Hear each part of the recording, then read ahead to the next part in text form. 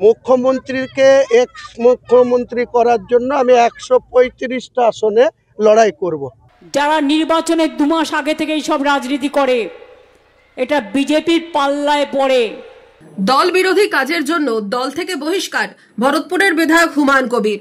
বহরমপুরের সভা থেকে নাম না করেই হুমায়ুন কবিরকে নিশানা মুখ্যমন্ত্রী মমতা বন্দ্যোপাধ্যায়ের। পাল্টা তোপ দাগলেন হুমায়ুন কবিরও।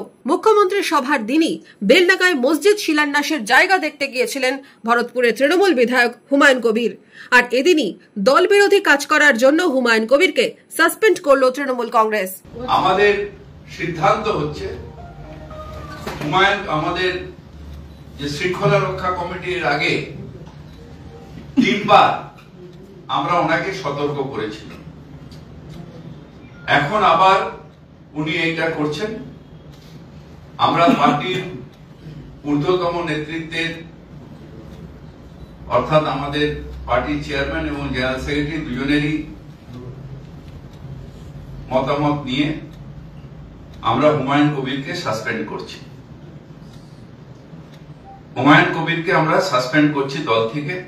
দলের সাথে তার কোনো সম্পর্ক থাকবে না, দলের সাথে তার কোনো সম্পর্ক থাকবে না।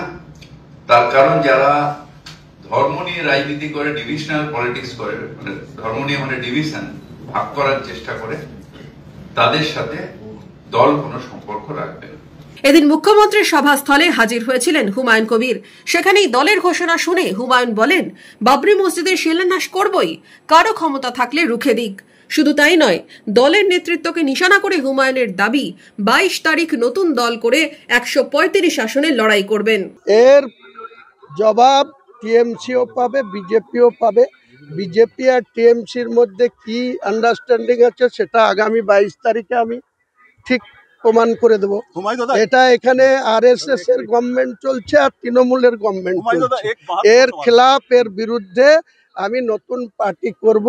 নতুন পার্টিতে পশ্চিম বাংলায় 294 এর মধ্যে 135 সিটে আমি লড়াই করব আমার পার্টি। এদিন বহরমপুরের সভা থেকে নাম না করে হুমায়ুনকে নিশানা করেন মুখ্যমন্ত্রীও। ভেতরে ভেতরে যোগাযোগ রাখবে আমাদের কারো কারো সাথে, সাম্প্রদায়িকতা করবার জন্য টাকা দিয়ে ফান্ডিং করবে আর তৃণমূলকে দোষ দেবে, এটা হবে না। টাকা খেয়ে ইলেকশনের আগে বিজেপির তাবেদারি করে, তারা হচ্ছে দেশের শত্রু, তারা আপনার শত্রু, এটা মাথায় রাখবেন। যারা নির্বাচনের 2 মাস আগে থেকেই সব রাজনীতি করে, এটা বিজেপির পাল্লায় পড়ে। সাম্প্রদায়িক শক্তিকে কান দেবেন না, নির্দলদের ভোট দেবেন না।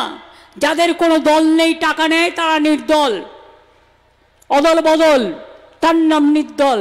মুখ্যমন্ত্রীর বক্তব্য নিয়ে পাল্টা তোপ দেখেছেন হুমায়ুন কবির। মুখ্যমন্ত্রীর সঙ্গে বিজেপির কি সম্পর্ক আছে সেটা আগামী দিনে প্রমাণ করব বাংলার মানুষকে। মুখ্যমন্ত্রী মন্দির করবেন, মুখ্যমন্ত্রী কার্নিভাল করবেন, মুখ্যমন্ত্রী নিউ টাউনে 1100 কোটি টাকার জায়গা আবার মন্দির বানানোর জন্য দান করবেন। তো উনি কার সম্পত্তি দান করছেন? আর ওনার আত্মীয় স্বজন, ভাই ভায়াত, ভাইপু, নাতি নাতনি, 7 গোষ্ঠী করে খাচ্ছেন, আবার আমাদেরকে নিয়ম শিখাবেন, আমাদেরকে শুধু বলবেন।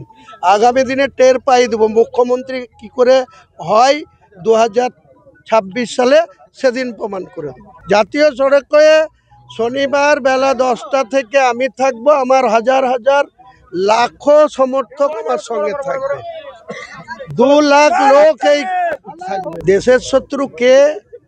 এই পশ্চিমবাংলার মুসলমানদের শত্রু কে? মুসলমানদের ভোট নিয়ে 3 বার মুখ্যমন্ত্রী হয়ে মুসলমানদের জন্য কি করেছে? 2011 সালের 20 মে মুখ্যমন্ত্রী হয়েছে। রেজিনগরে 183 একর জায়গা পড়ে আছে, 183 একর শিল্প তালুকের জায়গা নিয়ে এখানকার এক তৃণমূলের মাতব্বর সেখান থেকে কেসে ঘাস কেটে কেটে বিক্রি করছে প্রতি বছর 15 লাখ টাকা করে। সেই টাকা কোথায় যায়? রেজিনগরের উন্নয়ন হয় না কেন? রেজিনগরের এমএলএ যে আছে তাকে জবাবদিহি করতে হবে। আগামী দিনে রেজিনগর বিধানসভায় আমি লড়াই করব, ভরতপুরেও লড়াই করব, 2টো বিধানসভায় আমি লড়ব। আর আমার যে নতুন পার্টি গোটা পশ্চিম বাংলায় মুখ্যমন্ত্রীকে এক্স মুখ্যমন্ত্রী করার জন্য আমি 135টা আসনে লড়াই করব, যেখানে 90টা মুসলিম অধ্যুষিত সিট, বাকি schedule caste, Hindu majority seat, total 135টা সিটে লড়াই করব। কটা জিতবো কটা হারবো পরে হিসাব হবে, কাউন্টিংয়ের দিনে হবে, তবে মুখ্যমন্ত্রীকে প্রাক্তন মুখ্যমন্ত্রী করে দেবো। হুমায়ুন কবির আগেই ঘোষণা করেছিলেন বেলডাঙ্গায় হবে বাবরি মসজিদ। 6 ডিসেম্বর সেই মসজিদের শিলান্যাস হওয়ার কথা।